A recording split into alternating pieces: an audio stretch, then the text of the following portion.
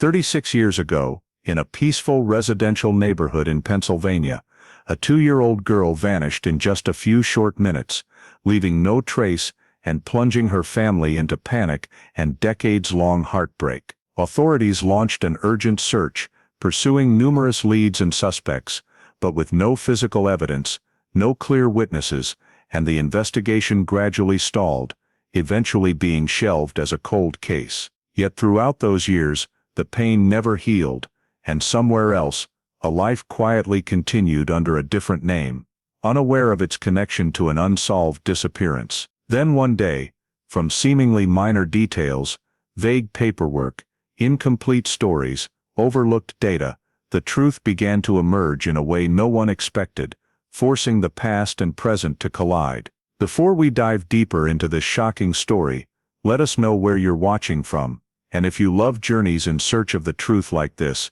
don't forget to subscribe to the channel so you don't miss the next video. In 1987, Pennsylvania still had the feel of a pre-digital America, where small towns operated on routine, familiarity, and the belief that bad things only happened far away. In Lancaster County, quiet residential streets were connected by low wooden fences, wide-open front yards, kids playing within sight of adults, and locking doors during the day wasn't necessary. The community here was mostly working-class and middle-class families, with a steady rhythm, little upheaval, trusting local police, trusting neighbors, and believing that young children were safe close to home. The Harper family was a very ordinary part of that picture. Daniel Harper had a stable job.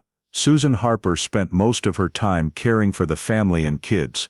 Their life wasn't affluent, but it was fulfilling. No major conflicts, no signs of instability. Their home was in a familiar neighborhood, where everyone knew each other, where afternoons often passed in silence, broken only by slow-moving cars and kids calling to each other in the yards. Carol Melissa, their 2-year-old daughter, was the center of that family routine, a child at the age of just starting to be independent, while still needing constant supervision, with small but familiar habits, a face easily recognizable to anyone who'd met her. Carol spent most of her time with family, especially the person directly caring for her in daily activities, a bond built from repeated routines, from playing in the yard, eating on schedule, regular naps, creating a sense that everything was under control. That afternoon started like any other, with no preparation for tragedy, no warning signs that in just a very short time,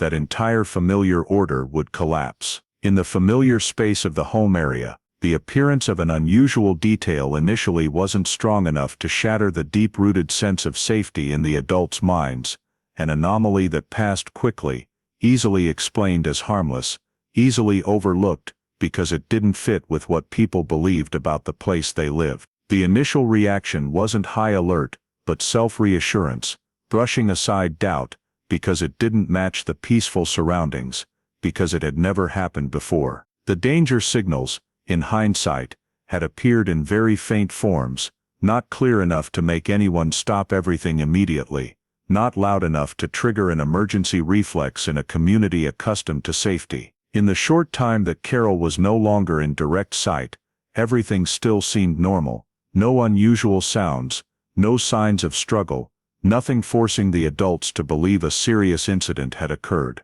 When Carol's absence was noticed, the initial response was still searching in familiar areas, calling her name, checking places she usually played, walking around the house with the belief that the child had just gone a bit farther than usual. As time passed, calm gradually turned to worry, then panic when every familiar search circle yielded no results.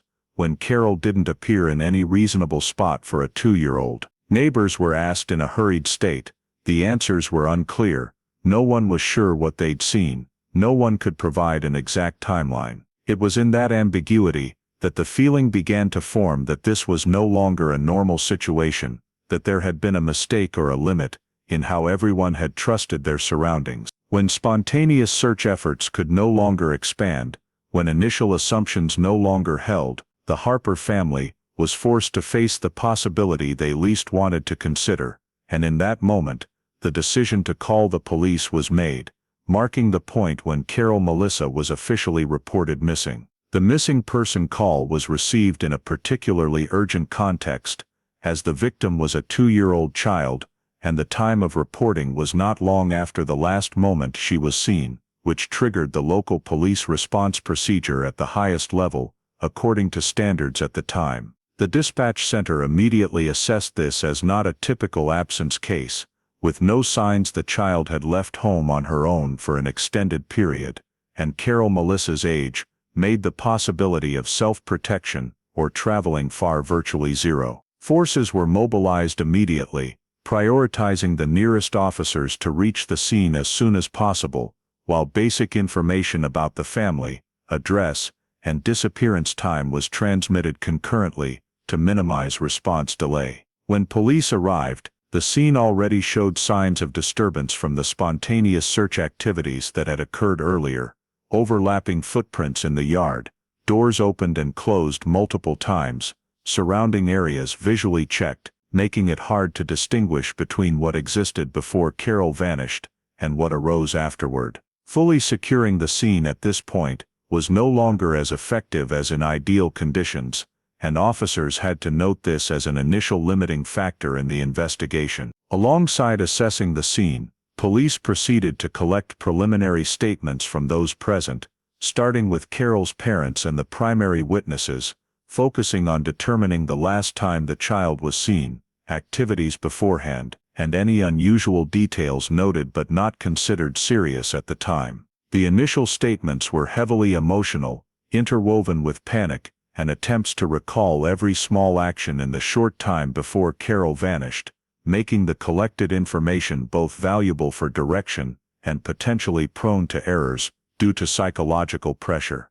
Police noted that the timelines provided didn't fully match, some details were recalled with varying certainty, and there were gaps that even direct witnesses couldn't confirm precisely. Expanding statement collection to neighbors and those near the area that afternoon was done immediately, aiming to determine if anyone had seen Carol leave the home area, or if strangers had appeared in the corresponding time frame. However, the initial information obtained was vague, mostly based on unclear memories, and no one could confirm seeing the child with a specific person or heading in a definite direction. Faced with this, police had to quickly make a preliminary assessment of the case's nature, weighing between the possibility of the child wandering off briefly and external intervention. Carol's age, familiar activity range, and lack of signs of active far movement made the wandering hypothesis less convincing over time,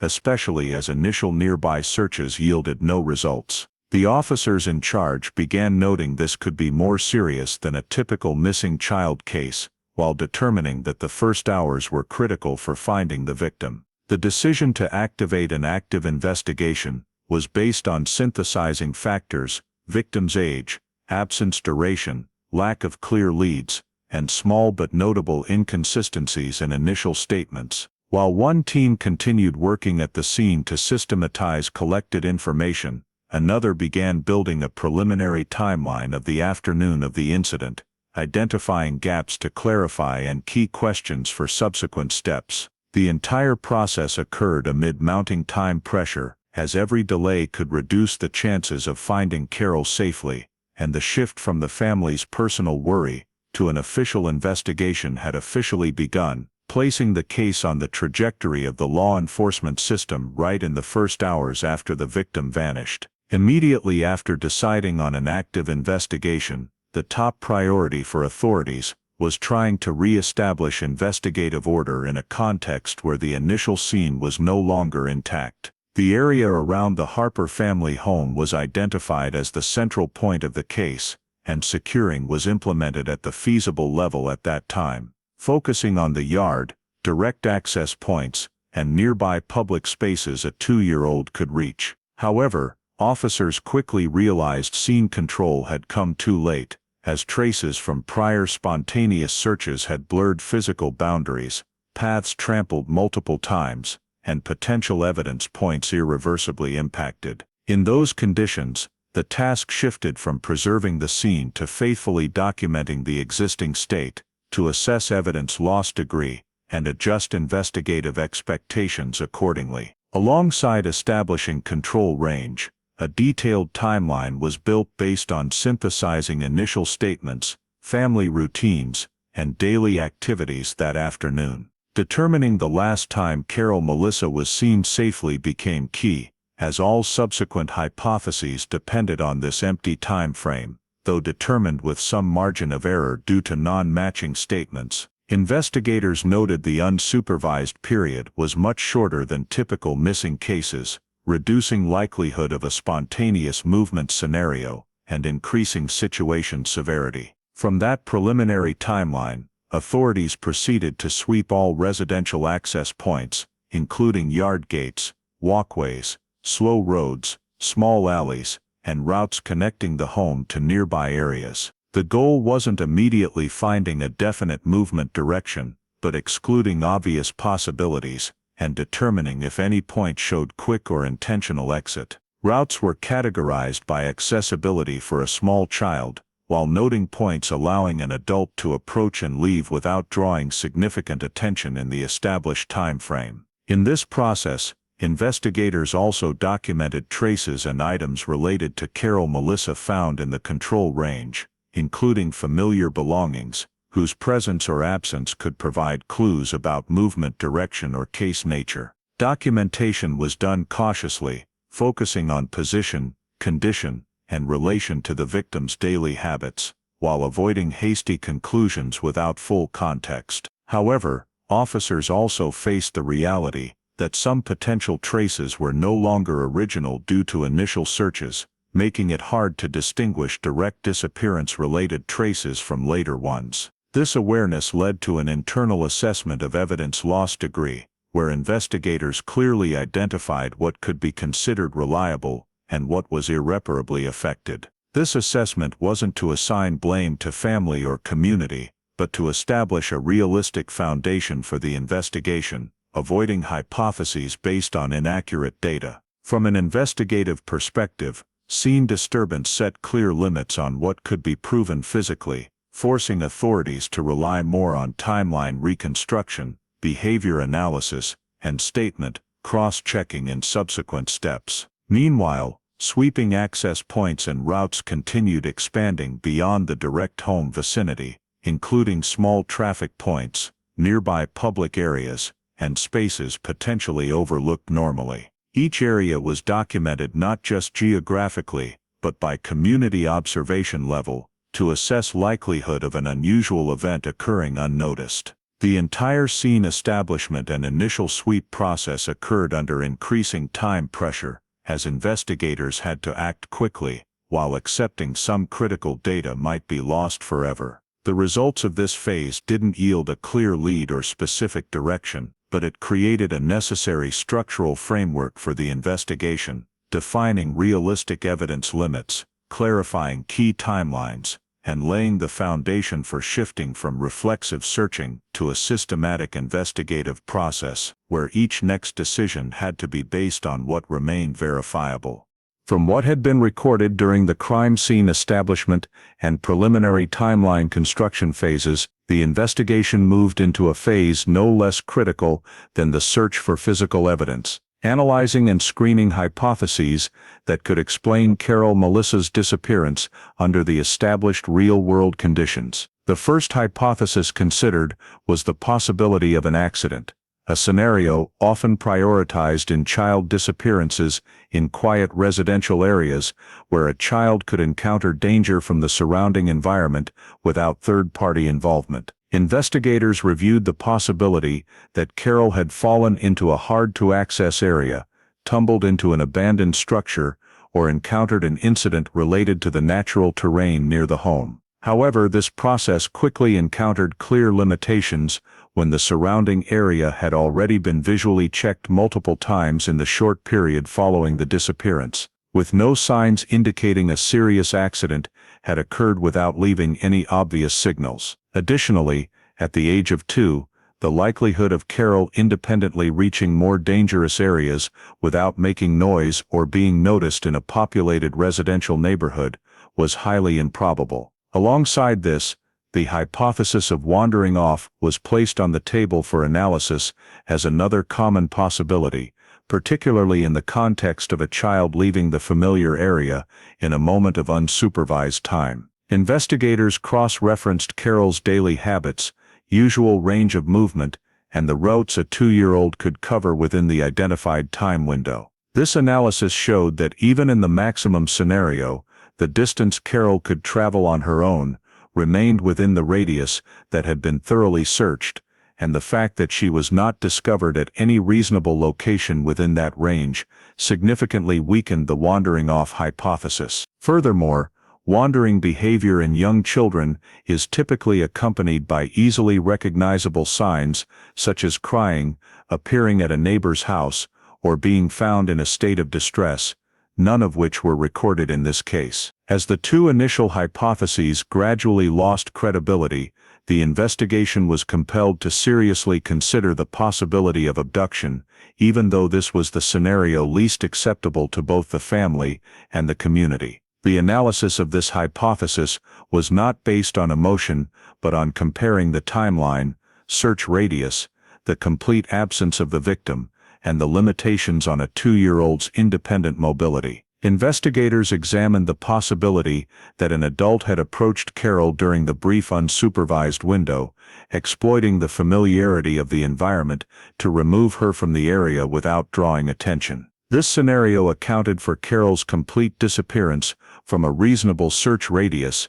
as well as the absence of any signs of accident or wandering. To assess the feasibility of the abduction hypothesis, the victim's behavior was compared in detail with her age and cognitive abilities, including resistance capability, memory, and response to strangers. A 2-year-old would be unlikely to voluntarily follow an unfamiliar person without some element creating a sense of safety or familiarity, leading to consideration of deliberate approach scenarios where the perpetrator might have temporarily established trust or exploited lapses in supervision. At the same time, the behavior of witnesses and those nearby during that time frame was also contextualized for comparison to determine whether any unusual reactions or supervision gaps were long enough for such an act to occur undetected. Comparing behavior to age served not only to evaluate Carol's capabilities, but also to rule out assumptions inconsistent with the developmental realities of young children, avoiding hypotheses built on unrealistic expectations of a 2-year-old's independence. Through this analysis process, investigators gradually reached a consensus that among the scenarios considered, the abduction hypothesis best fit the most real-world factors, even though direct evidence to confirm it was still lacking. Choosing this hypothesis as the focus did not mean completely discarding other possibilities, but rather establishing a priority direction for allocating resources and posing investigative questions more aligned with the recorded context. This choice also reflected a significant shift in the approach to the case, from searching for a child who might be somewhere nearby to confronting the possibility that Carol had been intentionally removed from her familiar environment by human action. In this phase, the focus was no longer on hoping to find the victim in a narrow radius, but on building an investigative framework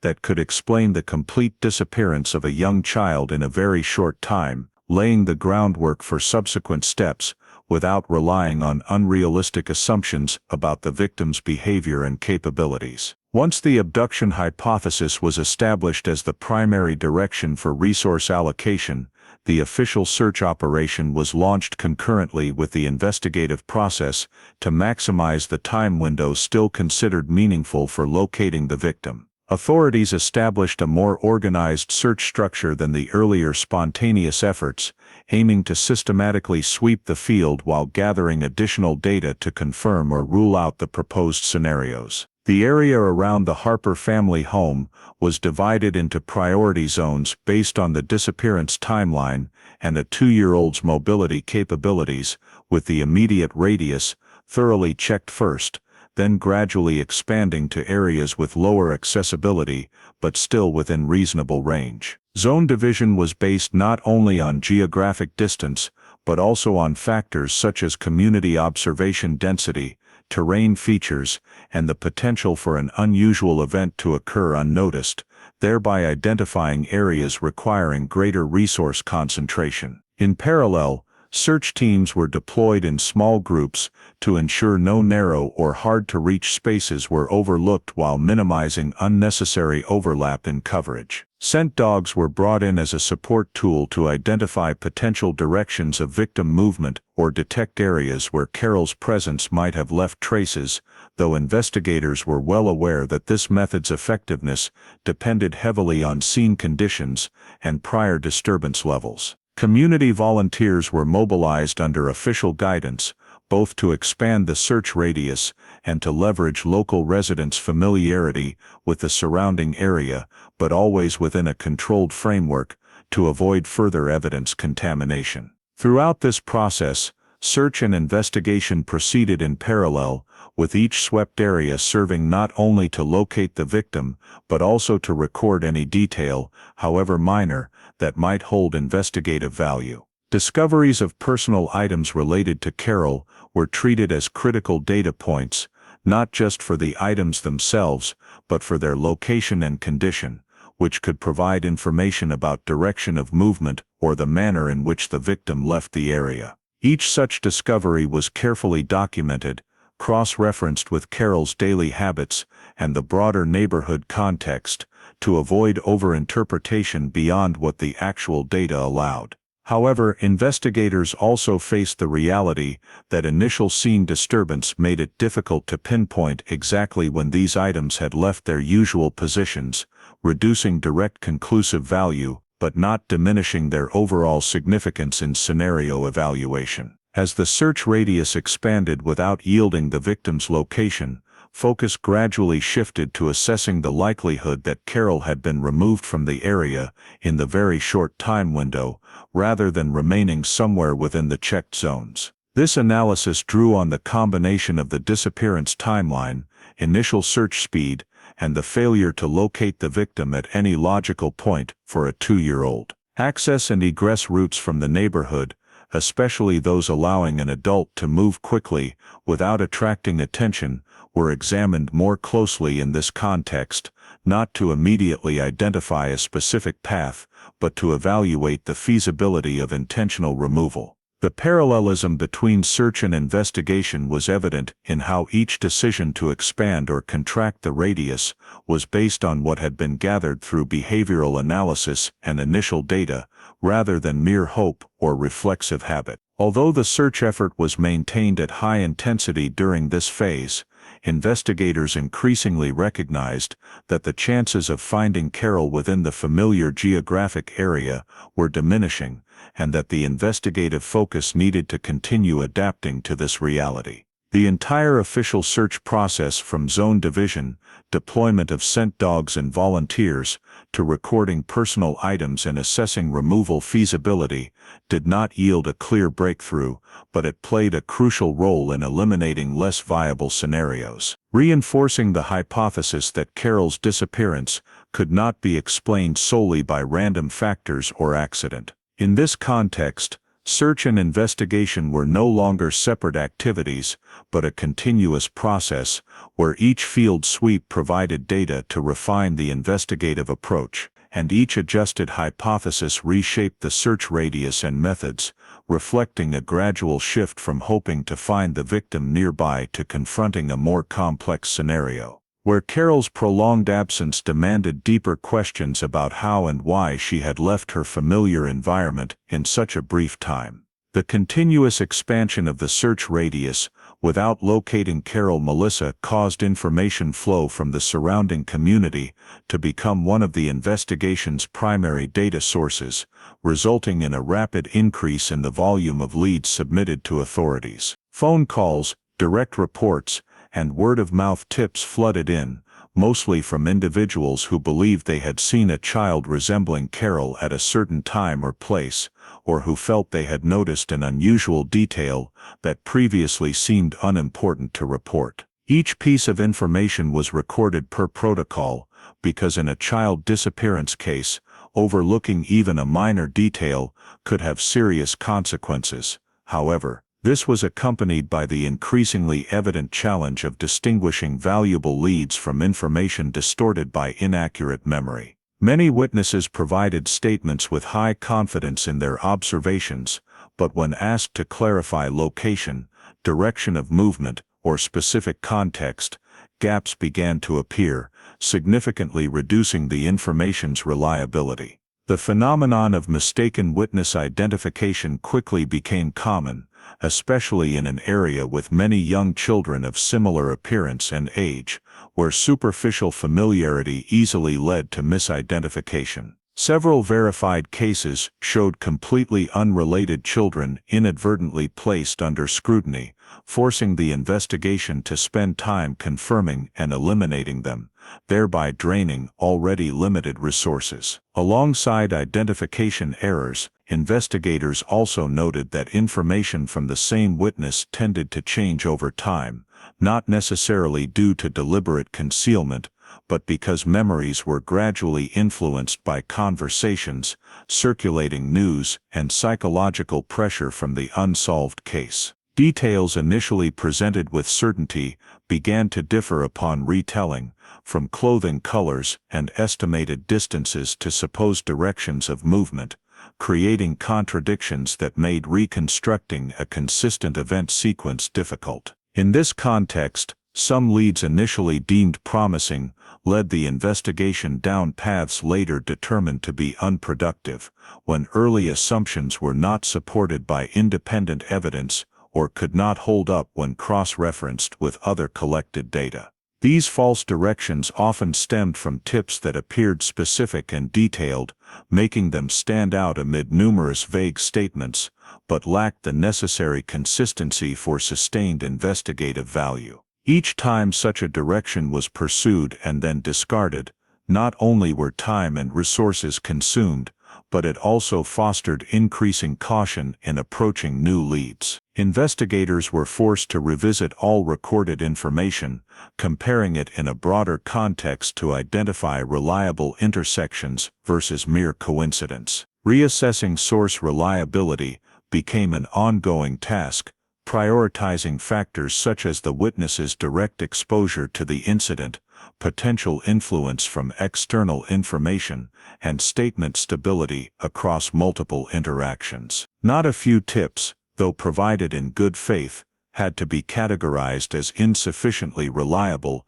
to serve as a basis for further investigative action, a difficult but necessary decision to avoid deepening unfounded assumptions. The accumulation of false leads and contradictory information gradually created a complex investigative picture where data volume did not equate to quality, and numerous statements did not help narrow down the answer to where Carol had gone. During this phase, the handling of community information was adjusted toward greater caution, prioritizing cross-verification before allocating resources, while clearly documenting what had been ruled out to avoid repeating similar errors. Pursuing unproductive directions, though yielding no breakthrough, still contributed to defining the case's real boundaries, clarifying low-probability scenarios, and compelling authorities to confront the reality that Carol's disappearance could not be explained by random observations or fragmented memories. From an investigative perspective, this phase marked a shift from expecting the community to provide clear answers to recognizing that most gathered information required rigorous filtering, and that uncovering the truth would demand more than merely compiling accounts.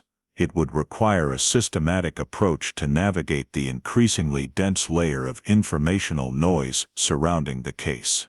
The investigation gradually narrowed away from the vast space of the community to focus on individuals with direct or indirect connections to Carol, Melissa, and the Harper family, because in the context where external clues did not provide a solid direction, screening the inner circle of relationships became a necessary step to rule out possibilities with higher practicality. The investigation of family members was conducted first with the aim of determining whether any internal factors could explain Carol's disappearance, including family structure, daily routines, potential underlying strained relationships, and any behaviors that might have been misinterpreted in the early stages. Investigators collected information about each family member's schedule on the afternoon of the incident, cross-referencing statements through multiple interviews to assess consistency and rule out the existence of unexplained gaps. In parallel, acquaintances of the family, including friends,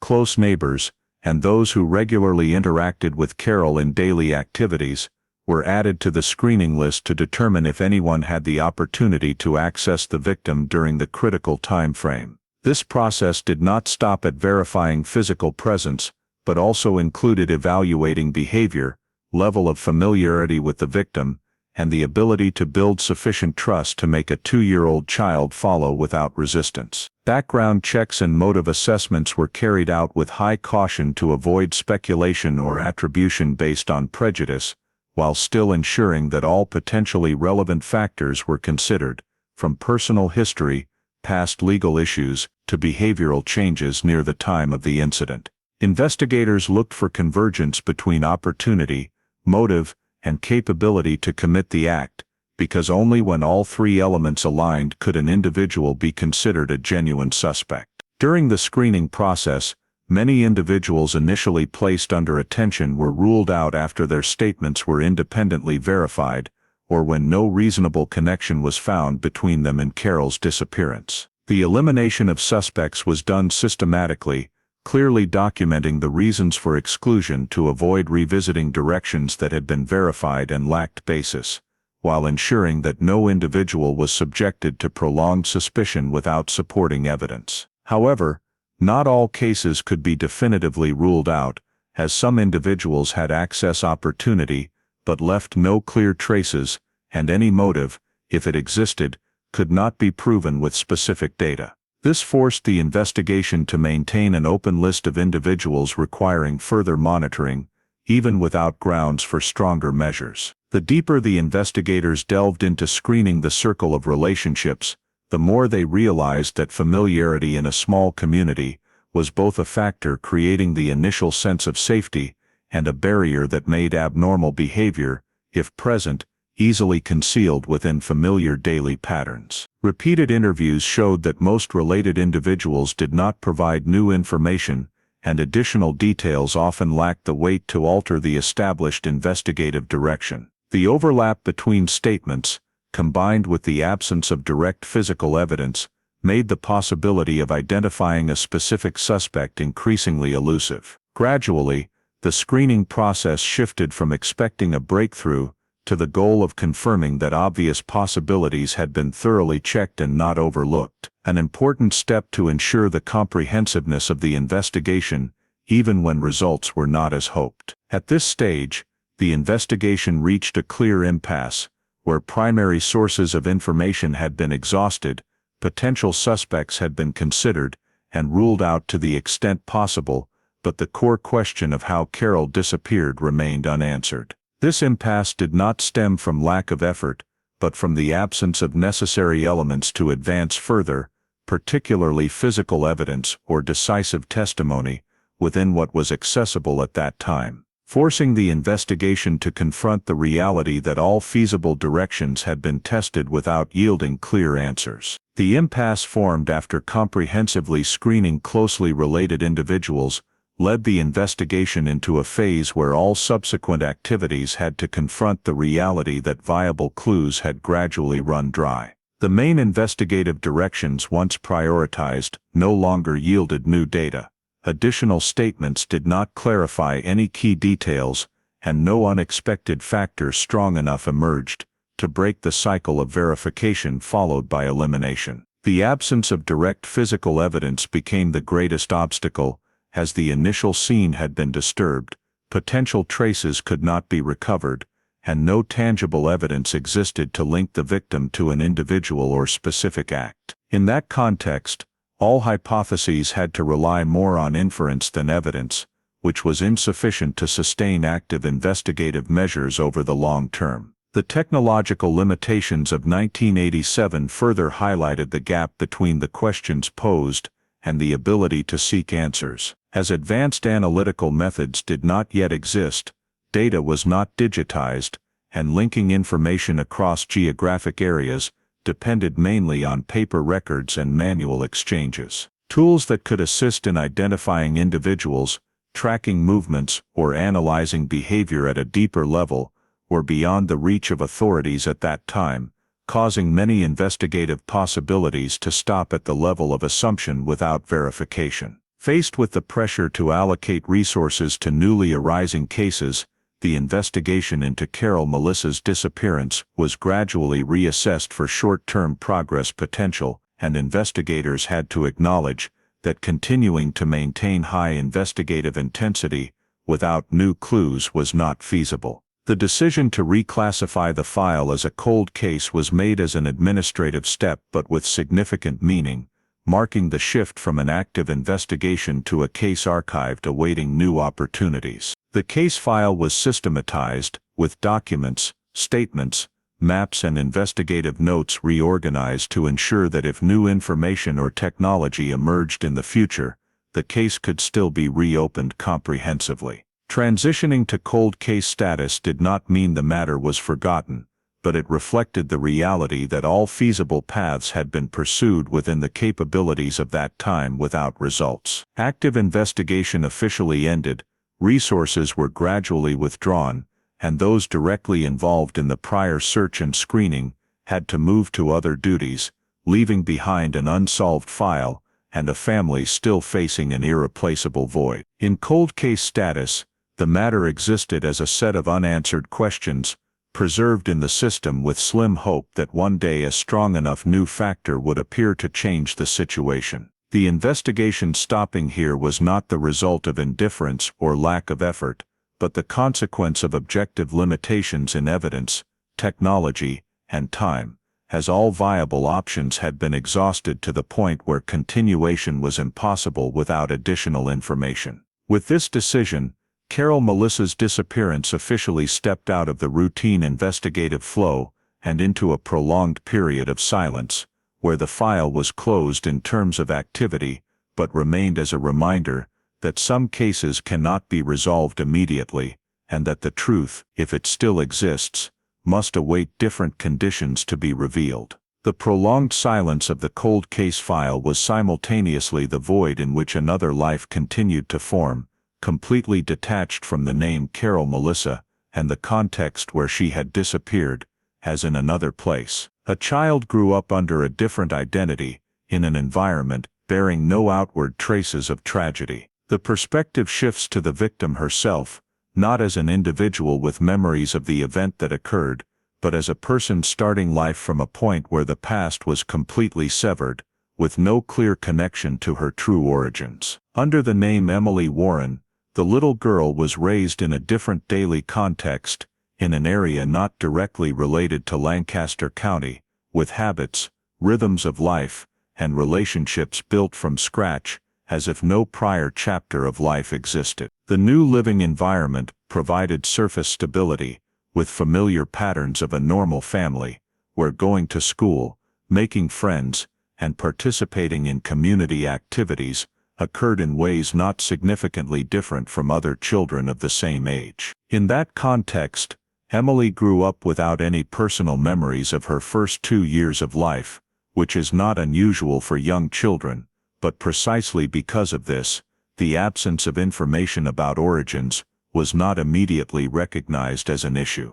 Questions about place of birth, biological family, or circumstances of birth existed only at a minimal level, sufficient to be accepted without deeper probing, as the available answers, though vague, were enough to fulfill a child's need for understanding in the early developmental years. The surrounding environment did not impose pressure to verify the past, and daily life continued with a sense of normalization, where the new identity became an obvious fact, not requiring doubt. However, the lack of information about personal origins still existed as a silent void, not manifesting through clear conflicts, but through the absence of specific details that many others take for granted, such as stories about the day of birth, newborn photos, or naturally mentioned family connections in family conversations. In the early stages, These deficiencies were not enough to disrupt the sense of safety or stability,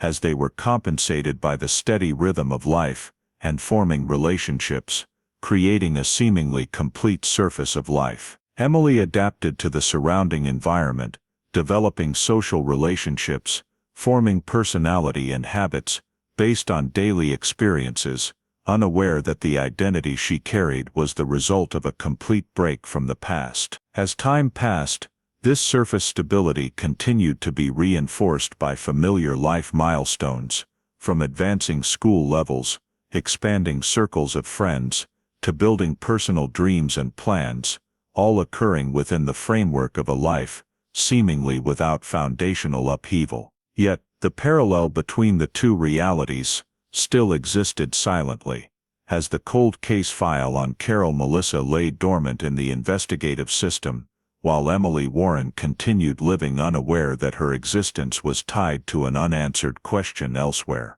The lack of origin information did not create an immediate crisis, but it formed a vague foundation for personal identity, where questions about oneself were not fully posed but only appeared fleetingly before being dismissed by the daily routine. In the new living environment, no factor forced Emily to confront that unclear past, and thus, life continued to be built on what was present, rather than what had been lost. This surface stability concealed a deeper reality, that an important part of personal identity had not been formed on the foundation of truth, but on the absence of information, a state that could persist undetected for many years. Meanwhile, the lack of personal memories from the early life stage made this parallel even more complete, as no distinct internal conflict existed to drive the search for answers. Emily grew up as a whole person in current relationships, with a sense of belonging to the surrounding environment, even though that belonging was not tied to true biological origins. The surface-stable life was maintained through the consistency of current relationships, assumed social roles, and the sense of security, from knowing who one is in the eyes of those around, even though the deeper question of where one comes from had never been seriously posed. This parallel existence, between an identity frozen in the investigative file and an identity vibrant in real life, did not directly collide, as no factor was strong enough to draw them closer in this phase. This allowed Emily's life to continue uninterrupted, while prolonging the unresolved state of the disappearance, as a person had moved forward from the point where the past was severed, and the absence of origin information became a normalized part of life, faint enough not to disrupt the surface structure, but present enough to lay the groundwork for questions that would only emerge when surrounding conditions changed. The surface stability of the life that Emily Warren experienced was not shattered by a single event, but began to show very small scattered cracks over time, subtle enough not to cause immediate alarm, but repetitive enough to gradually form a sense of deviation. The first signs appeared through personal documents, not in an obvious or dramatic way, but through technical deficiencies, persistent gaps that others usually overlooked, but that existed stubbornly in Emily's records. The birth certificate lacked the detailed information typically seen, with some fields filled minimally or explained with vague reasons, making the document legally complete, but providing little meaningful data about the circumstances of her birth. In later administrative procedures, record verification often went smoothly on the surface, but occasionally small questions arose from authorities or schools, forcing the family to provide repeated explanations that Emily herself was not fully informed about. Her birth records did not include details that many take for granted, such as the specific hospital, doctor's name, or newborn medical documents, things usually kept as a natural part of personal history. These deficiencies were initially explained as consequences of special circumstances, but their repetition in various contexts made them emerge as a pattern rather than an exception. At the same time, small inconsistencies in personal information began to appear, not as major discrepancies but as subtle differences between stories told over time, about the place of birth, early childhood circumstances, or details that Emily noticed were inconsistent when heard from different sources. An answer once easily accepted became less convincing when placed next to another piece of information, and this lack of consistency was not fully explained. Those around her tended to avoid or shorten answers when pressed further, not out of malice but because they themselves were unclear, or did not see it as an issue needing clarification. Over time, these fragmented pieces of information accumulated into a vague feeling that the story of Emily's origins did not fully match what was typical for others. Questions about herself began to appear quietly, not as harsh skepticism but as prolonged curiosity, triggered whenever a new detail did not fit the known framework. The lack of newborn photos, the absence of recounted memories from early life, or the unclear presence of biological relatives in family stories became empty points that Emily gradually became aware of when comparing to the experiences of friends and those around her. These comparisons did not immediately lead to conclusions, but they raised a foundational question about origins, about whether what she knew about her background was complete. This prolonged ambiguity gradually turned into doubt at a personal level, not directed outward but inward toward the story Emily had accepted since childhood, a story sufficient to maintain daily life, but not enough to explain every detail when examined closely. Doubt formed not as a shock, but as a process, where each individual sign could be dismissed, but together they created a feeling that something remained unsaid or unknown. The continued appearance of incomplete documents in new contexts, along with the ambiguity of birth records and unexplained personal information inconsistencies, made questions about origins no longer fleeting thoughts, but a quietly persistent topic in her awareness. Though Emily's life continued to function stably on the surface, with work, relationships and personal plans, the foundation of her personal identity began to show a slight deviation, enough to create unease, but not yet enough to force immediate action. The doubt at this point did not take the form of a specific hypothesis, but existed as an unnamed feeling that what was known about herself might not be the whole truth, and that there was a layer of information out of sight, not yet accessed or seriously questioned. The signs of identity discrepancy had accumulated long enough that they could no longer be set aside, and as Emily Warren entered full adulthood, they no longer existed as isolated doubts, but became a feeling of lacking a clear foundation about herself. Adulthood not only brought changes in social roles but also the need for self-definition, as life decisions began to have long-term and irreversible implications. In that context, the inability to definitively answer basic questions about personal origins gradually became a psychological obstacle, not in a dramatic way but as a silent drag, affecting how Emily viewed relationships, the future, and her own sense of belonging. Childhood stories, already vague, were now revisited with the clarity of an adult, and that very vagueness began to reveal its abnormality when compared to others' experiences. The absence of memories from early years is not uncommon, but when combined with incomplete documents, ambiguous birth records, and small inconsistencies in personal information, it created an incomplete picture that Emily could no longer ignore. Previously, these gaps could be filled with trust in what had been told, but in adulthood, that trust required a stronger foundation. Emily realized she could not continue building her life on a story whose origins and reasons for existing that way she did not fully understand. This awareness pushed her from passive doubt to active action, not to confront or deny the past, but to seek the consistency necessary for personal identity. The process of searching for origins began discreetly and controlled, not through emotional conversations or direct demands, but by independently accessing verifiable data. Emily began reviewing documents she had rarely paid attention to before, from basic administrative records to accessible archived materials. When placed side by side, she saw that information about her early life was almost non-existent or recorded at a minimal level, enough for procedures but not enough to tell a clear story. Details typically taken for granted, specific birthplace, newborn medical records, early developmental milestones, were all absent or replaced with vague explanations. Accessing external information expanded Emily's awareness of how unusual her situation was. By comparing to standard records and others' experiences,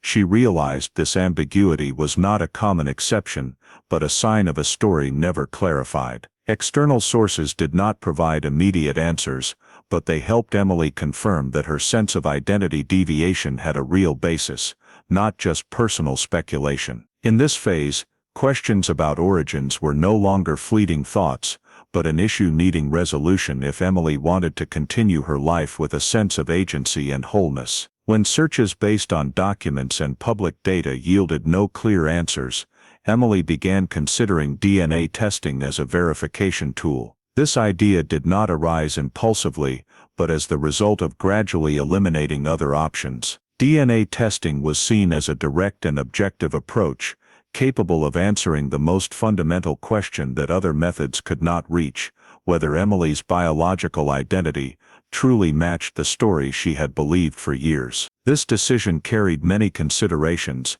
as Emily understood that DNA results could open possibilities beyond prediction, not just informationally, but in psychological impact and surrounding relationships. Deciding on DNA testing marked a clear personal turning point, where Emily shifted from gathering information to accepting the risk of truth. This was not an action to seek a more acceptable alternative story, but an effort to establish the boundary between what was assumed and what could be proven. In the moment of making this decision, Emily was fully aware that whatever the results, they would change how she viewed her past and future. That change did not necessarily bring immediate relief, but inaction was no longer sustainable. This personal turning point occurred in silence, without witnesses or notable external events, but it held deep meaning for Emily's journey of self-definition. Actively seeking origins was no longer a reaction to isolated doubts, but a conscious choice,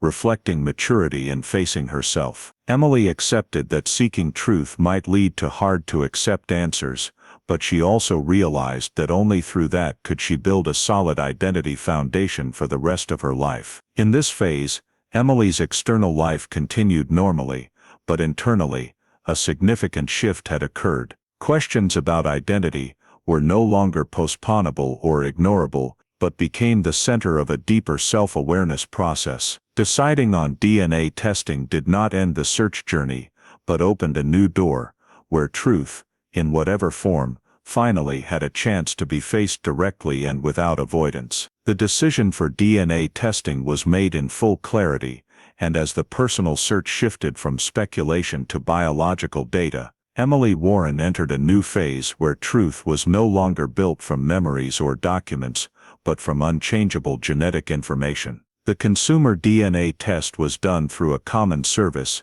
not tied to investigations or legal purposes, simply a tool to verify the core assumption Emily could not answer otherwise. During the wait for results, life continued on the surface, but the waiting carried silent pressure, as Emily knew the numbers and charts coming could clarify or shatter the entire identity foundation she had lived with for years. When the DNA results came back, the data revealed a clear and undeniable reality.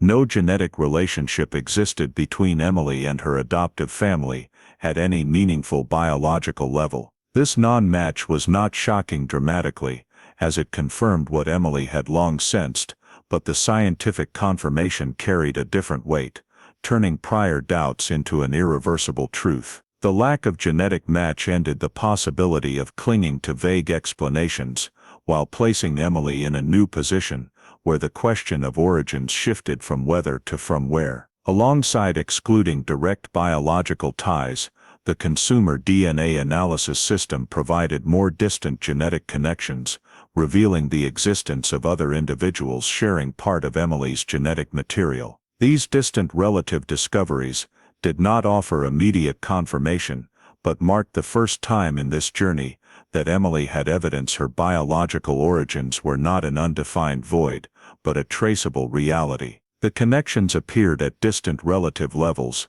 enough to rule out randomness, but not enough to directly identify birth parents. creating a data network needing deeper analysis. Discovering distant relatives did not bring immediate relief, but opened a new layer of complexity, as each connection represented a possibility to consider, yet required caution to avoid hasty assumptions. From this initial data, Emily began narrowing origin possibilities by observing intersections among genetic connections, based on data logic rather than emotion. Narrowing did not happen linearly, but through gradually eliminating branches unfit geographically, by age and timeline, to focus on higher probability possibilities. This process showed Emily's genetic connections were not randomly distributed nationwide, but tended to cluster in certain areas, suggesting her origins might tie to a specific region. However, interpreting DNA results at this level exceeded a non-expert's ability, as technical terms, match percentages, and genetic relationships required deeper knowledge for accurate understanding. Emily realized that while DNA provided important data, it did not tell a complete story on its own, and lacking expertise could lead to wrong conclusions or missed clues. In this phase, the need for professional support became clear and urgent, not for quick answers but to ensure the search journey was guided properly. Seeking professional help did not mean surrendering control, but acknowledging that connecting DNA data to family history and social context required a systematic approach. Emily understood consumer DNA results were just a starting point, and turning dry numbers into meaningful information needed combining science, genealogy, and historical analysis. This need arose not from panic, but from wanting to avoid turning the truth-seeking journey into emotional trials where each new hypothesis could lead to dead ends. In this phase, the shift from personal to guided search became evident, as Emily began viewing her journey not just as a private story, but as a process needing broader data structure. The first genetic connections, though faint, completely changed Emily's position in her own story, as she was no longer questioning in the dark, but holding data pieces that could lead to answers. Yet approaching truth remained step by step, as each new discovery brought limits and additional verification needs. Confirming no biological tie to the adoptive family, discovering distant relatives, and narrowing origin possibilities, did not end the journey, but laid the foundation for a new phase, where data needed deeper analysis with appropriate expertise. In that context, DNA was no longer just a test, but the first door to a more complex network of questions, where truth began emerging, not through memories or accounts, but through silent biological connections that had existed for decades without being named. The need for professional expertise was no longer an optional choice, but had become an inevitable step, as the initial DNA results, though strongly confirmatory, were still insufficient to answer the core question about Emily Warren's origins. The raw genetic data indicated the existence of biological relatives, but to transform those connections into meaningful information required an approach that combined science, family history, and systematic analysis. It was at this point that genetic genealogy became the central tool, allowing biological relationships to be placed within a logical structure where each individual, each family branch, and each location was considered in relation to the others. The process began by building a family tree not in the familiar model starting from a known family, but with Emily herself as the starting point, working backward through the farthest identifiable DNA connections. Building the family tree in this case was a complex and continually evolving process, as each DNA match came with a set of assumptions that needed to be verified. Genealogy experts gathered information from multiple public sources, including birth records, marriage records, death records, census data, and accessible historical documents, in order to place each related individual in the correct position along the timeline. Each family branch was constructed not only based on blood relations, but also on the social and historical context of each family, as these factors could directly influence the likelihood of a child being separated from their biological family. The tree-building process did not proceed in a straight line, but resembled assembling a large puzzle from scattered pieces, where each piece could alter the shape of the entire picture when placed in a new position. As the family tree began to take shape, the focus shifted to analyzing the prominent family branches, particularly those that appeared repeatedly in the DNA results. These branches were examined in detail to determine whether they had any intersections in time, geography, or family circumstances. Branches that did not align chronologically, for example cases where the ages of members could not possibly match Emily's birth, were gradually eliminated. Similarly, branches with migration histories that did not fit or lacked connections to plausible regions were deprioritized. This elimination process was not intended to narrow things down hastily, but to ensure that each remaining hypothesis had a strong enough data foundation to continue pursuing. Parallel to the analysis of individual branches, geography gradually emerged as a significant sorting criterion. Emily's genetic connections were not randomly distributed across the country, but showed a clear concentration in certain areas. Narrowing down the geographic region was based not only on the current residences of distant relatives, but on multi-generational residence histories determined through census records and historical documents. Through cross-referencing, Pennsylvania emerged as a notable point of convergence, as many branches related to Emily had long-term histories of living there or in nearby areas during the same time period. This repetition was not random, but the result of multiple different family lines leading back to a common geographic space. Linking Pennsylvania to the genealogy data was significant because it allowed more specific questions to be asked about Emily's origins within a defined historical context. Instead of continuing to search in a vague space, the scope of investigation was now placed within the boundaries of one state, with relatively complete record systems and higher accessibility to historical data. Experts began examining families in this area whose circumstances matched the relevant timelines, particularly cases showing irregularities, such as unclear birth records, disruptions in family history, or unexplained gaps in the data. This was not intended to immediately confirm a specific origin, but to identify records that needed deeper study. Identifying suitable records became the phase requiring the highest level of caution, as each record represented real people and stories that could be affected by the investigation's conclusions. Records were evaluated based on overall compatibility, not only with the DNA data but also with related social and historical factors. Questions raised included whether the family circumstances at the time could have led to a child being separated from their family, whether any recorded events could explain data disruptions, and whether the timelines could align with Emily appearing under a different identity. Each record was treated as a hypothesis to be tested rather than a ready-made conclusion. Throughout the genealogy process, caution and systematization were prioritized to avoid letting personal emotions or the desire for quick answers influence the analysis. Emily was fully aware that each step forward needed to be built on solid data, as any erroneous conclusion could cause unnecessary harm to those involved. The analysis of branches, geographic narrowing, and identification of suitable records did not occur independently, but were continuously adjusted as new information emerged,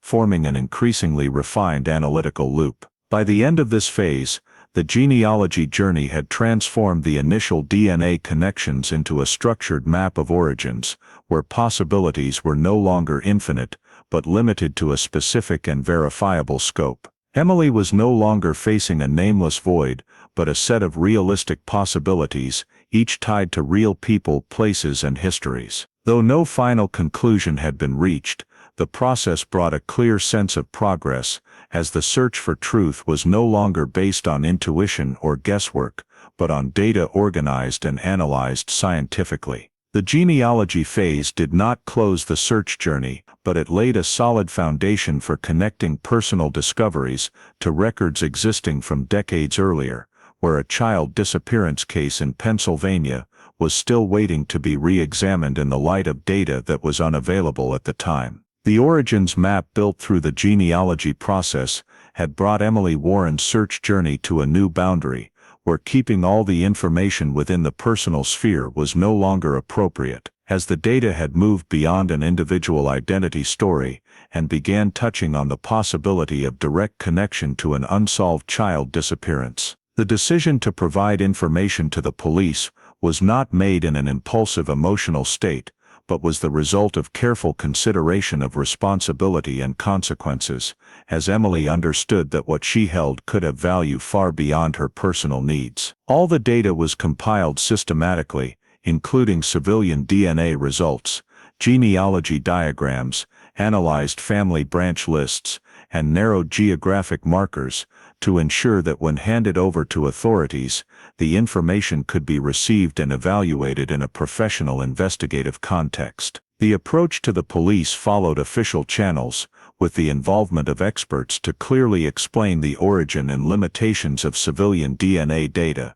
avoiding misunderstandings or treating the results as absolute legal evidence. Authorities received the information cautiously, as connecting personal DNA data to old investigative files required strict adherence to procedures and verification standards. The DNA data comparison process began by determining the reliability and usability of the existing results, where genetic connections were viewed as directional indicators rather than final conclusions. Investigators coordinated with experts to compare Emily's biological relationships with archived data in the system, focusing on missing child cases that matched in age, timing, and geographic area. Matching cold case files did not involve random searching but followed an ordered screening process, where each file was evaluated based on overall compatibility with the constructed genealogy data. Files that did not meet basic criteria were gradually eliminated,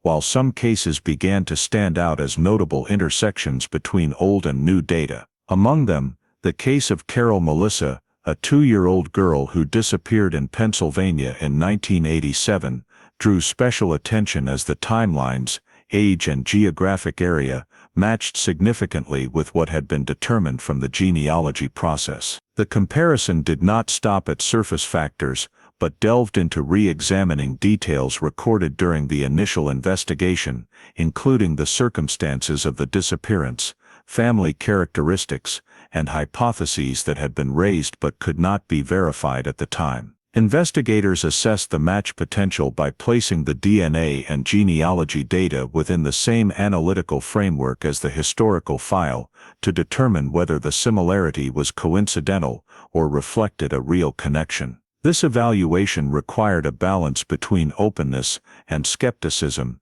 as cold cases often contain surface coincidences that can mislead if not thoroughly cross-checked. Factors considered included age fit at the time of disappearance, possibilities of movement and identity change, and gaps in the record that new data could reasonably explain. As the intersections between DNA data, genealogy, and the cold case file became increasingly clear, the level of investigative attention rose accordingly, not in the sense of a conclusion, but in recognizing that the case deserved re-examination with modern resources and tools. The match evaluation was not conducted by a single individual or department, but through coordination across multiple units, ensuring that the next decision was based on professional consensus. In that context, the question was no longer whether the data was interesting, but whether there was sufficient basis to officially remove the file from storage and reactivate the investigation. The decision to reopen the case was weighed based on multiple simultaneous factors,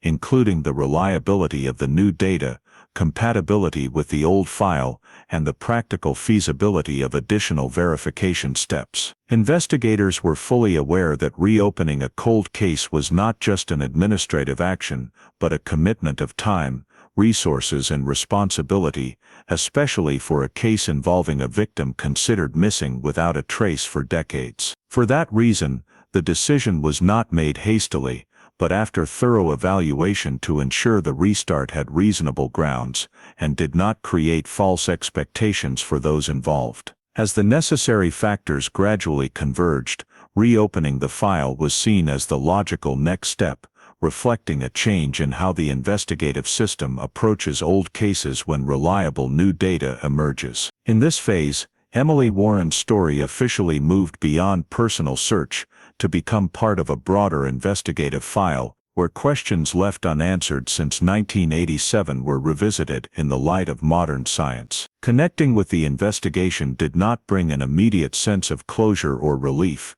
but it marked a significant shift, where the long silence of the cold case file began to be broken not by speculation or public pressure, but by the systematic convergence of data, analysis, and legal responsibility. The decision to reopen the case officially moved the matter from preliminary evaluation into a structured investigative phase, as Pennsylvania's cold case unit took full receipt of the case as a reactivated active file. This receipt was not merely a transfer of documents, but a handover of investigative responsibility from the archival system to a specialized unit, where old cases are handled with methods and standards appropriate for incidents spanning decades. The cold case unit began by fully inventorying the entire original 1987 file, including initial scene reports, incident intake records, witness statements, search area diagrams, investigator notes, and temporary conclusions reached before the case was classified as cold. Reviewing the old file was not aimed at finding individual errors, but at understanding the investigative context of that time, how limitations in technology, resources, and information had shaped the initial direction. Investigators reread each document with a fresh perspective, paying special attention to details once considered secondary or unverifiable in 1987, as those details could take on new meaning in the context of modern data. Parallel to reviewing the old file, the cold case unit cross-referenced new and old evidence to assess compatibility and mutual support between the two investigative phases. Civilian DNA results, genealogy diagrams, and geographic analysis were placed alongside historical data to identify specific intersections where new information could explain or clarify gaps that existed in the original file. This cross-referencing allowed investigators to determine which prior hypotheses needed adjustment or elimination, not because they were wrong in the old context, but because they no longer fit with the new data introduced into the analysis. Assumptions about travel range, possibilities of random disappearance or accident were re-examined in light of findings about identity and origins, helping to reshape the overall understanding of the incident. From the combination of old and new evidence, an updated timeline was constructed to reflect the entire course of events as logically and completely as possible. Updating the timeline was not simply rearranging dates, but an analytical process to identify information gaps, critical unresolved moments, and assumptions needing retesting. The new timeline allowed the cold case unit to view the case as a sequence of events that could be reconstructed with greater detail rather than a collection of disconnected facts as in the old file. This process also helped identify points where the initial investigation had to stop due to lack of data, thereby clarifying new investigative opportunities that could be opened in the current context. With the timeline updated and hypotheses adjusted, the investigation was officially restarted with a clearer focus, concentrating on verifying identified connections rather than broad searching as before. The restarted investigation was not explosive or rushed but implemented cautiously and planned, ensuring each step was based on verifiable data. The cold case unit made clear that the goal of this phase was not to quickly reach a conclusion, but to solidly rebuild the case foundation, maximizing what modern technology and data could provide. In this process, investigators also reassessed past methods of information collection and storage, not to criticize but to understand the limitations that shaped the old file and how they could be overcome now. Reopening the case also involved adjustments in approach, as the cold case unit applied modern standards for data analysis, interagency coordination, and legal risk assessment, ensuring any potential findings could stand if brought into later legal proceedings. Restarting the investigation marked a fundamental change in the case's status, as it no longer existed as a frozen file in the system, but became a matter under serious review with full professional resources. For Emily Warren, The case reopening did not mean immediate answers to all questions, but it confirmed that her personal search journey had created a real impact strong enough to force the investigative system to revisit a case once considered unprogressible. In this phase, the decades-long silence began to be replaced by an orderly review process, where every detail, no matter how small, had a chance to be re-evaluated in the light of new data and accumulated investigative experience. Reopening the case did not close the story, but it officially returned the incident to the investigative track, setting the stage for deeper analysis of the nature of the disappearance and the human factors behind it, in a context where time was no longer an absolute barrier as before. The investigative foundation, re-established through the review of records and the updating of the timeline, allowed the cold case unit to move into a deeper phase of analysis, where the focus was no longer on identifying identity, but on reconstructing the nature of the act that caused Carol Melissa to disappear.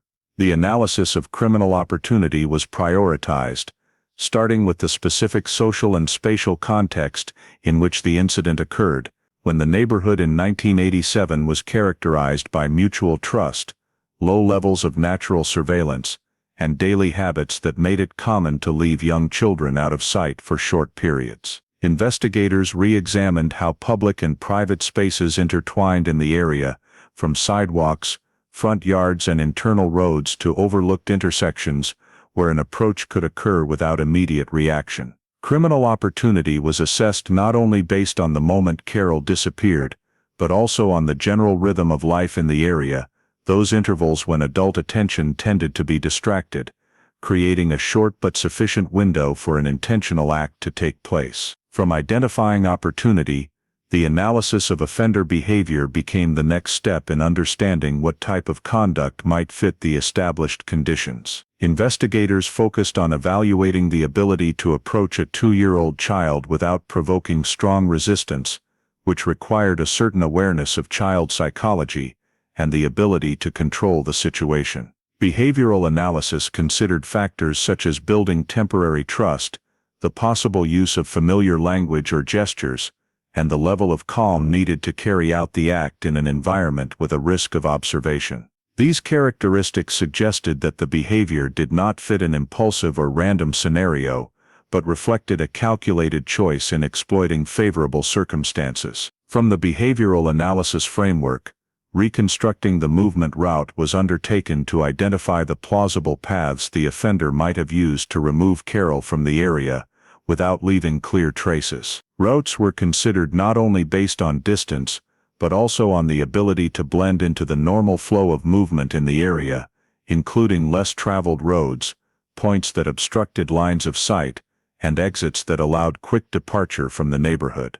The route reconstruction did not aim to pinpoint a single path, but to narrow down reasonable possibilities, thereby assessing how well each option aligned with the updated timeline.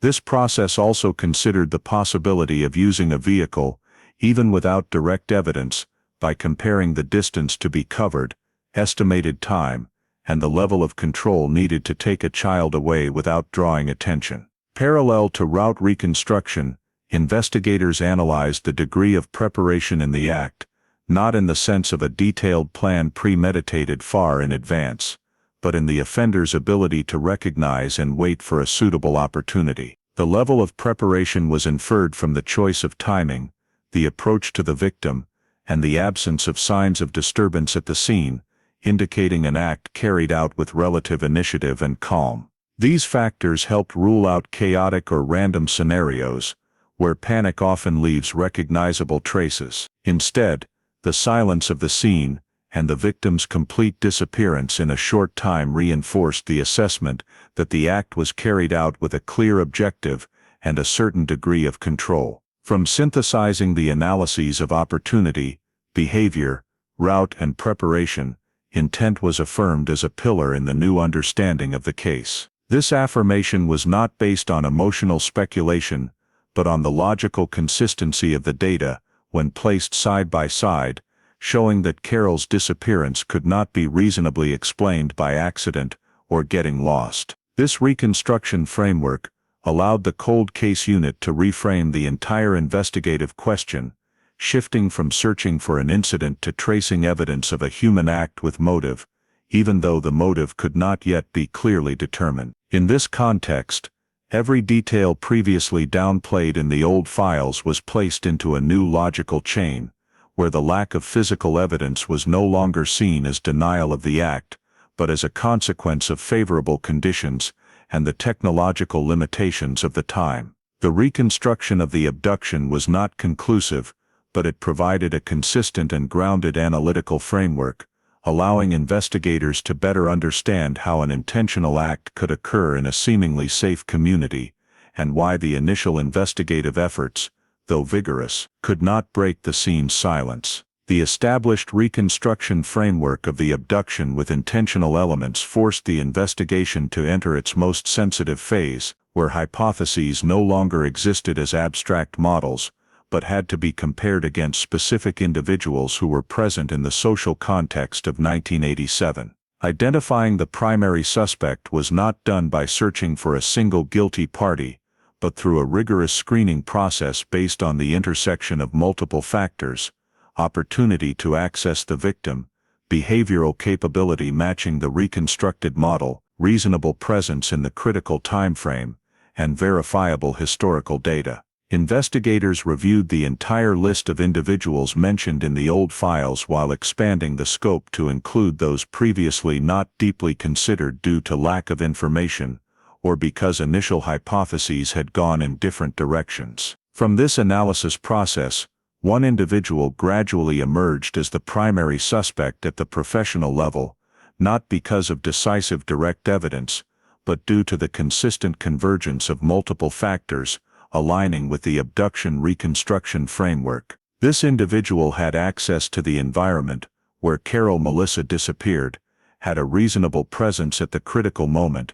and possessed behavioral characteristics consistent with approaching a 2-year-old child without drawing attention. The identification of the primary suspect was conducted internally within the investigation, with high caution, as investigators were fully aware that the degree of logical fit could not be equated with the ability to prove criminal responsibility in court. The suspect was treated as the focus of analysis, not as an accused party, and all evaluations were placed within a hypothetical framework, requiring verification rather than an established conclusion. The suspect's status quickly became the key factor shaping the limits of this entire investigative phase, as data confirmed that the individual was no longer in a condition to participate in standard criminal proceedings. The fact that the suspect was deceased or no longer capable of providing reliable testimony created an absolute barrier, preventing any part of the truth,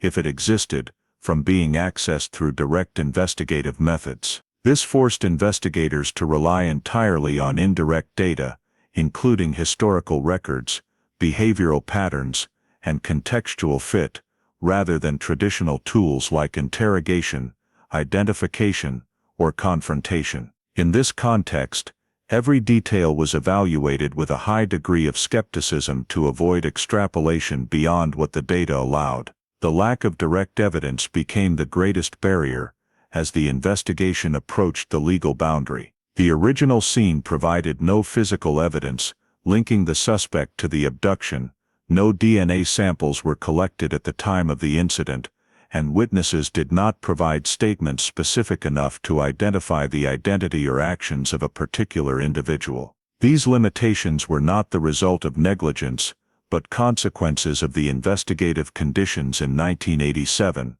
when evidence collection and preservation technology had many constraints, and the concept of storing data for future analyses was not fully developed. The passage of time further exacerbated the evidence shortage, as physical traces disappeared, witness memories faded, and documents could no longer provide new information. The legal barriers became clear when the file was reviewed by prosecutors, who had to evaluate the case not only based on the reasonableness of the investigative hypothesis, but on the strict standards of proof in the U.S. justice system.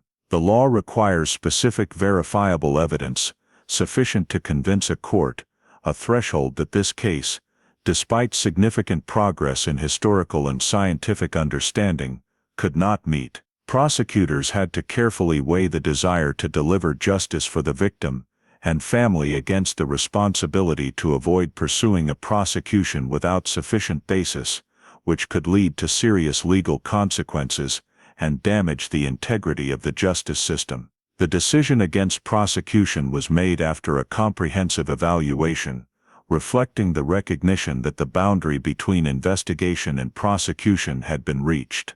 The inability to prosecute did not mean the investigative findings were invalidated, but acknowledged that those findings did not reach the level of certainty required to withstand a trial. In this state, the primary suspect existed in the file as a possibility, identified through reasonable analysis, but could not be officially confirmed by a verdict or legal judgment. This created an incomplete outcome for the criminal aspect of the case, with no traditional closure in terms of justice. The non-prosecutability highlighted the fundamental difference between seeking truth and achieving legal justice. The investigation had determined the nature of the incident, ruled out incompatible scenarios, and built a consistent framework of understanding what likely occurred, but the legal system could not translate that understanding into specific punitive action. For the investigators, this was not a complete failure, but a result that honestly reflected the limits of the law when facing time and data shortages. For the victim's family,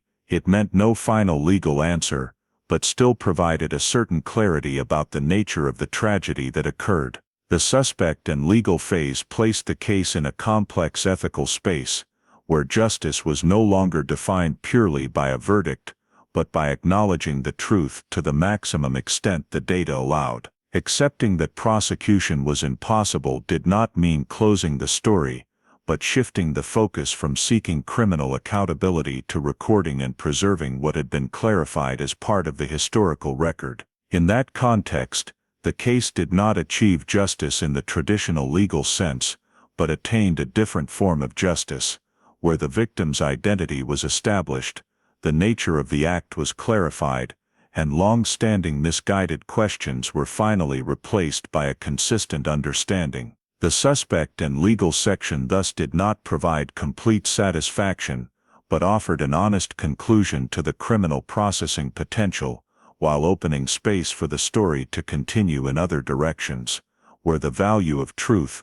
was not absolutely limited by the ability to prosecute in court. The inability to prosecute criminally set a clear boundary for the case's legal handling potential, but it did not end the investigative process, as parallel to criminal justice existed another fundamental and equally important goal: confirming the true identity of the missing victim. In that context, authorities shifted focus from seeking criminal accountability to completing the identity verification process with the highest scientific and legal standards. Official DNA results were implemented under the strict supervision of the Cold Case Unit, using accredited forensic laboratories, to ensure that all conclusions could stand in state records and be accepted in any related administrative procedures. Unlike previous private tests that were only orientational and personal, this analysis was conducted with the goal of absolute legal confirmation,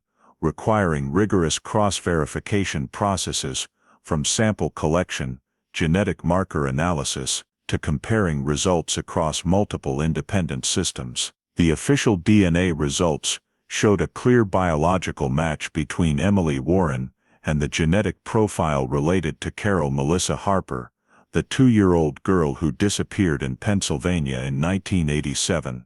The match level reached an indisputable confirmation threshold, completely ruling out random coincidence or technical error. Forensic experts noted that the convergence of multiple independent genetic indicators formed a seamless chain of biological evidence, sufficient to establish direct biological relationship under current legal standards. This conclusion not only answered the decades-long question about Emily's identity, but also ended the unresolved status that had enveloped Carol Melissa's file in the missing persons system. Based on the confirmed DNA results, the official legal identity confirmation process was activated, including a review of all existing personal records under the two different identities. Authorities cross-checked birth certificates, administrative records, civil data archives, and documents related to the original disappearance, to ensure that the identity confirmation created no legal conflicts or administrative gaps.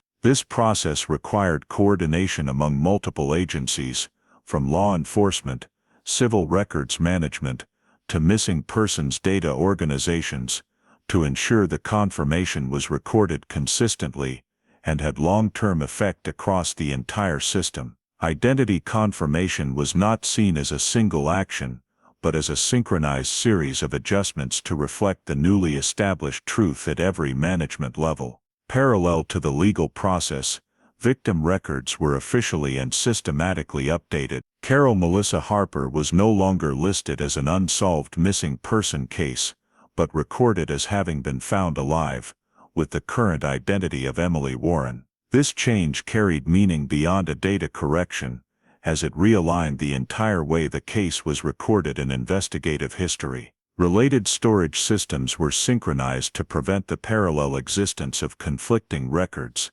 ensuring the confirmed identity was uniformly reflected in all relevant databases. Record updates also included renoting the case status, shifting the focus from missing without trace to identity determined after decades, reflecting the progress brought by modern investigation. Once the legal and administrative confirmation steps were completed, the process of notifying Carol Melissa's biological family was conducted with the utmost caution. This was not a simple procedure but a life-changing moment for those who had lived for years in a state of waiting without answers. The notification was carefully prepared, with the involvement of psychological experts and investigators, to ensure the information was delivered clearly, with scientific basis, and with emotional support. The family was given access to the identity confirmation results in a controlled setting, where they had sufficient time and space to absorb,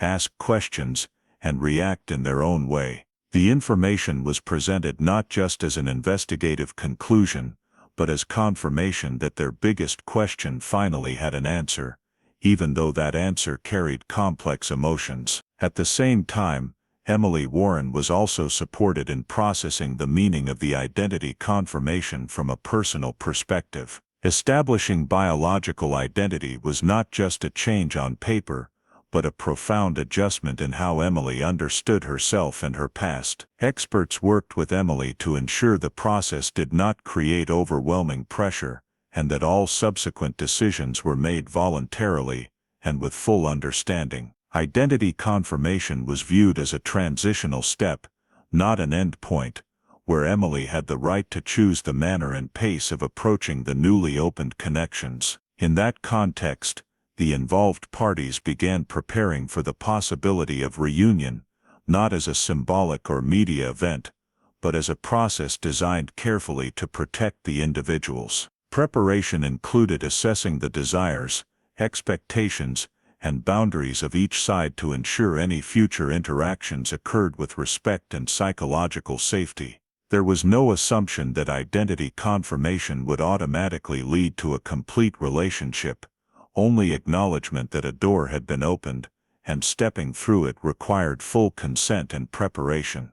The entire identity confirmation phase was guided by principles of caution and accuracy, to ensure the truth was fully recorded without causing unnecessary harm. The official DNA results, though decisive, were only part of a long chain of processes to realign the case's historical record and place the victim's identity in its proper position within the legal and social system. Completing the confirmation steps did not close the story, but it created a clear and irreversible foundation, where what was once doubt was now replaced by a conclusion established through science, law, and human responsibility.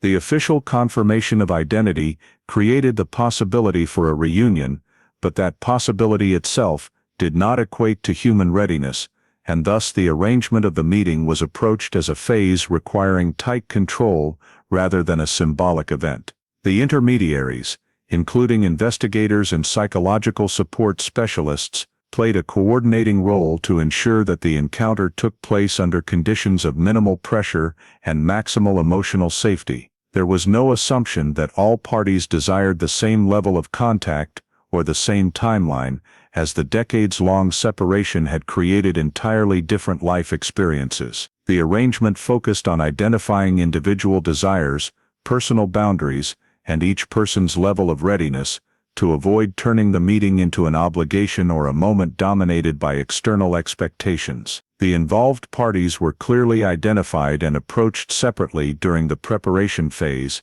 including Emily Warren as the person with the confirmed identity, the biological family members of Carol Melissa Harper, and the support personnel tasked with protecting the psychological state of all parties. Each side brought a different emotional frame of reference. Emily entered the meeting with a mixture of wanting to understand her origins and the need to protect the identity she had formed over the years.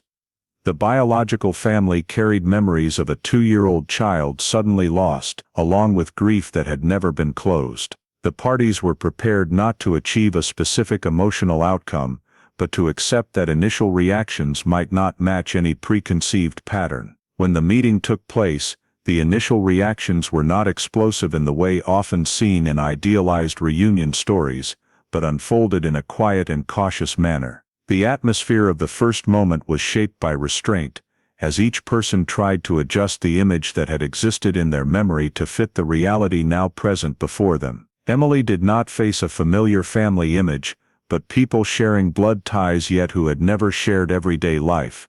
The biological family did not see the child they had lost, but an adult with her own life choices and personality. The initial silence was not an emptiness, but a necessary space for the parties to self-regulate their emotions, where observation and listening were more important than words. Emily's initial reaction was more internal than expressive, as facing her biological family meant questioning the relationship between biology and identity. She was not seeking a replacement for the life she had lived, but an understanding of the missing part of her history. For the biological family, the initial reaction carried overwhelm and disbelief, as the confirmed truth had to be reconciled with years lived under the assumption of permanent loss. Emotions did not emerge in a clear order, but intertwined relief, sadness, hope and anxiety, reflecting the complexity of reconnecting after a period long enough to disrupt all familiar rhythms of life. Emotional adaptation became a process extending beyond the moment of meeting, requiring patience and acceptance that there is no common roadmap for all. Support specialists helped the parties recognize that conflicting emotions were not a sign of failure, but a natural response to a foundational change. Emily had to confront integrating her biological identity into the self she had built, while the biological family had to adjust expectations about the relationship they had imagined over the years. Adaptation was not aimed at erasing the past, but at placing the past in its proper position, allowing the present to be shaped proactively. The process of reconnecting relationships occurred through small and controlled interactions, where trust was built gradually rather than assumed. Initial exchanges focused on aspects of current life, allowing the parties to become acquainted with each other's real selves before touching on painful memories or unresolved questions. The sharing of information was paced according to individual rhythms, avoiding forcing the revisiting of experiences not yet ready to be faced. In that context, the new relationship was not defined by the lost years, but by the ability for different stories to coexist in the same space of respect. The reconnection was not a full restoration, as there was no way to recreate the years that had passed, but it opened the possibility of forming a new relational structure, where each person was recognized with their own history and limits. Emily was not placed in a position of having to choose between families, and the biological family was not expected to replace the relationships that had shaped her life. Instead, the reunion process was understood as creating an additional bond, where each other's presence did not negate what had existed before. Throughout this phase, patience and respect became the guiding principles, as the parties learned to accept that reunion was not a moment that closed all questions, but a beginning requiring time and ongoing adjustment. No commitments were made beyond the realistic capacity of the newly forming relationships, and there was no pressure to reach a specific emotional state within a set time frame. The reunion, therefore, was not viewed as a traditional happy ending, but as an open process where people were given the opportunity to meet again in truth, even if that truth carried both joy and insurmountable limits. The first meeting ending did not mean everything immediately became clear or stable, as after the reunion moment, a more complex phase began, where the involved parties had to confront long-term adjustments in identity, relationships, and ways of existing with the newly confirmed truth. For Emily Warren, adjusting her identity was not just a change on paper or in legal records, but a prolonged internal process to reconcile the person she had become with the fact that she had once been Carol Melissa, a missing child in a story never present in her personal memory. Identity was no longer a linear concept, but a multi-layered structure where names, history, and sense of belonging could not be rearranged in a simple order. Alongside that, the dual family relationship formed a new reality, as Emily had to navigate between the adoptive family she had bonded with for years and the biological family just reconnected, each representing different roles and emotions. Maintaining balance between these two relationships required sensitivity and clear boundaries, as any prioritization or sudden shift could create feelings of loss or replacement on one side. The biological family, while wanting to build a connection with Emily, also had to face the reality that they could not fill the lost years, and that the relationship formed after reunion could not match what they had imagined during the waiting period. The impact of media quickly became a factor to manage, as the story of a child missing for decades being found attracted attention beyond the personal sphere. Interest from the press and public brought both empathy and pressure, as the story risked being simplified into a happy ending, overlooking the real complexities and difficulties the parties were experiencing. Choosing the level of information shared became a critical decision, not only to protect privacy, but also to maintain control over one's own narrative. Privacy issues emerged as a central concern, as Emily and the families had to confront the boundary between publicizing the truth and retaining the personal space needed to process emotions and adapt. Life details, if exposed too much, could exacerbate psychological pressure and complicate the relationships in formation. Therefore, establishing clear boundaries with media and the community became an essential part of the post-reunion phase.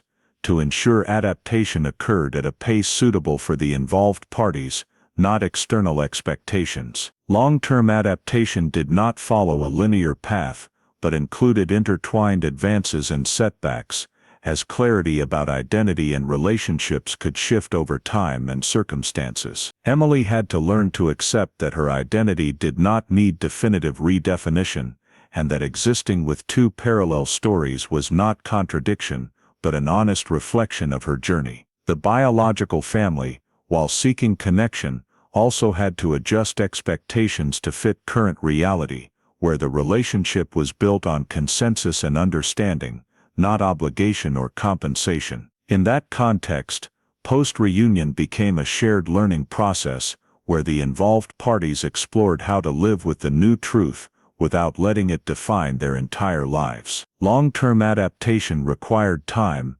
support, and the ability to accept that there is no standard model for reconnecting after decades of loss, and that the value of this phase lay in allowing each individual to exist fully with their history, however complex and irreducible to a simple story. The process of adapting to the new truth did not eliminate the gaps that existed throughout the entire case, as even though the identity had been confirmed, and the victim's journey reconnected, many details could not be fully verified due to time, lack of data, and objective investigative limits. Some key elements related to the moment Carol Melissa disappeared could never be accurately reconstructed, including the specific sequence of actions in the critical minutes, the perpetrator's initial approach, and what happened immediately after the victim left the familiar environment. These details lacked not only physical evidence, but also did not exist in the victim's memory, as the very young age at the time made forming long-term memories impossible. Old records, though thoroughly reviewed, still bore the marks of the time they were created, with gaps that could not be filled due to lost or never collected evidence. The possibility of accomplices was another question that could not be completely ruled out, as carrying out a kidnapping in a crowded community setting might require direct or indirect support from others, though no specific data existed to confirm or deny this scenario. The lack of information about the presumed perpetrator's social connections at the time, limited network analysis, and all inferences remained at the level of reasonable hypothesis without going further. The motive for the kidnapping also lay in the gray area of truth, as no evidence existed of specific intent, personal circumstances, or triggering factors leading to the act. The lack of understanding of motive not only hindered full comprehension of the case, but also raised questions about psychological and social factors that might have played a role in that context, factors that time had irretrievably blurred. The limits of truth were clearly shown in distinguishing what could be proven from what could only be speculated, as the investigation, despite utilizing modern tools, had to accept that part of the historical truth was permanently lost. These gaps were not the result of lack of effort, but the consequence of data not existing or no longer retrievable after decades. In that context, open questions continued to exist as an inseparable part of the story, not to seek absolute answers, but to acknowledge the complexity and limits of reconstructing the past. These questions included whether anyone else knew or suspected something, but did not speak up, whether opportunities were missed in the early investigation phase, and whether outcomes might have differed if modern tools had existed then. Accepting the remaining gaps required a realistic view of the nature of long-term cases, where not every detail can be clarified, and where the final truth often exists in incomplete form. What had been confirmed provided important clarity, but did not erase the sense that the story still had unpeeled layers, unanswered questions, and untestable possibilities. These gaps became part of the case's legacy, reminding that even as technology and investigation advance greatly, time remains an irreversible factor, erasing key pieces of truth. In that context, retaining open questions was not failure, but an honest acknowledgement of the limits of what can be known, while creating space for continued examination and learning from the case. The unverifiable details, possibility of accomplices, unclear motive, and limits of truth coexisted as reminders that this story had no absolute ending, but was a set of parallel conclusions and questions, where confirmed truth stood beside what would forever remain beyond investigative reach. The remaining gaps did not diminish the value of what this case contributed to how the justice system and community view cold cases, as from those very limits, the importance of maintaining and reapproaching old files became clearer than ever. The case showed that a file thought permanently stalled could still be reactivated when conditions changed, and that the value of preserving data, even incomplete, lay in allowing future investigative generations to continue asking questions with better tools. The impact on the cold case system was not just in one specific outcome, but in reinforcing belief that unsolved cases need not be forgotten, even when prosecution is no longer possible.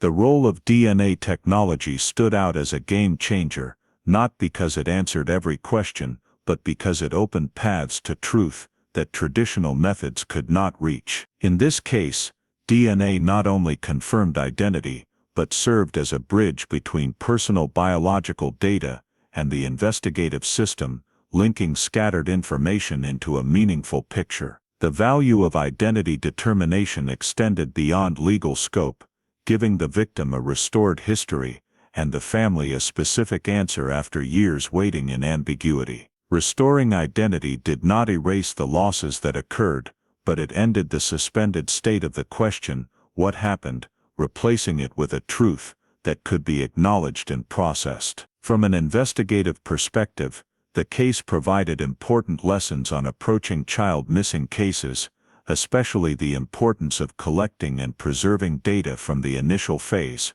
when every small detail could become decisive in the future. It also showed the necessity of revisiting hypotheses with new data, rather than clinging to conclusions formed under limited conditions. The social significance of the case lay in reminding the community that perceived safety does not always fully reflect reality, and that maintaining vigilance, sharing information, and cooperating with authorities are key factors in protecting the most vulnerable. At the same time, this story reflected human and systemic resilience, as even after time had passed, efforts to seek truth could still yield meaningful results. The case did not provide a complete ending in the legal sense, but it set a different standard for justice, where knowing the truth and restoring identity were seen as achievements no less important than prosecution. In that context, the greatest significance of the case perhaps lay in affirming